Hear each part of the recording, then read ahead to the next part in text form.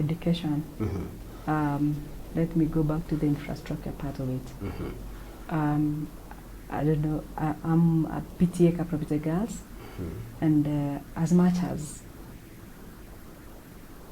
we say Kapropita is a school that was established long time ago, and maybe even like Kabarnet boys, Pemoy girls, and Tenges boys.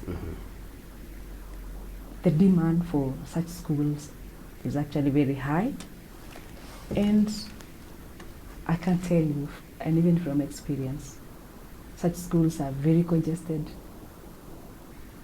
and you find the buildings, most of the buildings were done long time ago. In a class, you get students of around 50, and the plans that I have is to ensure that such schools are given more funds to increase the infrastructure, that is the classes, and that should go hand in hand with also the number of teachers or the number of human resources. In developed countries, you find that in a class is a very small number of students, and the teacher ratio to the students is actually well taken care of.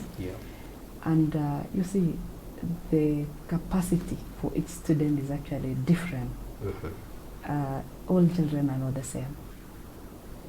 And we need to increase, or my intention as in to legislate in the National Assembly and ensure that we have teacher assistants, so that even the children who are able differently, those children whom we call slow learners, are taken care of. So as we expand the infrastructure, that is the classes, and that is what I'm going to put in place when elected. I'm not saying if, when elected. When elected. Yes. That's quite confident of you. Yeah. So I'm going to ensure that we increase the infrastructure in our schools and also increase the teacher ratio. You would want to improve the student-teacher ratio, and something that has captivated me is that bit of having a teacher assistant who can help to take care of those who may not be able, or rather who are those who are able differently. In high school, there was a gentleman who, in my high school, we were in the same class with a gentleman who wouldn't have that capacity to walk properly. And it was taking the effort of us, other colleagues, students, to assist him walk around.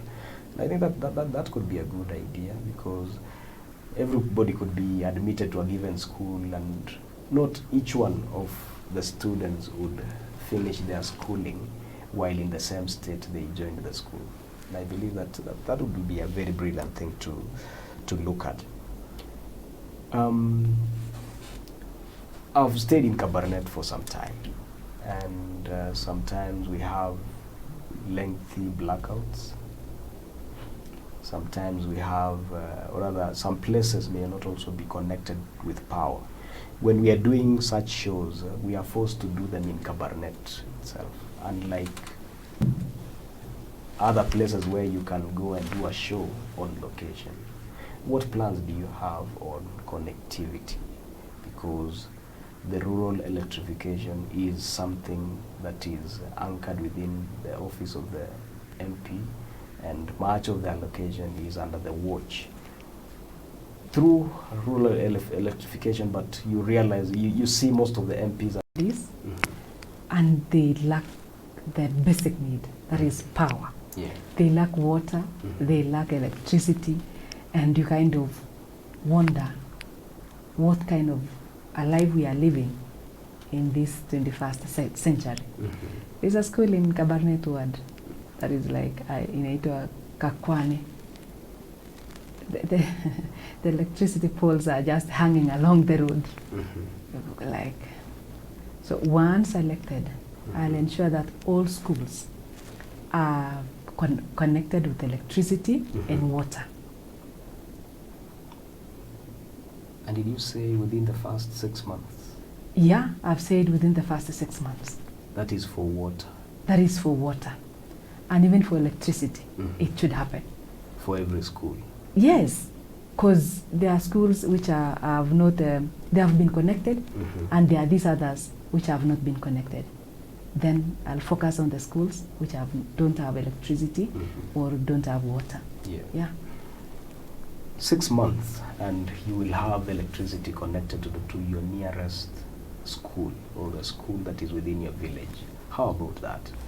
And this is the platform that gives an opportunity for you, the viewer, the electorate, to get to know what plans your leaders have.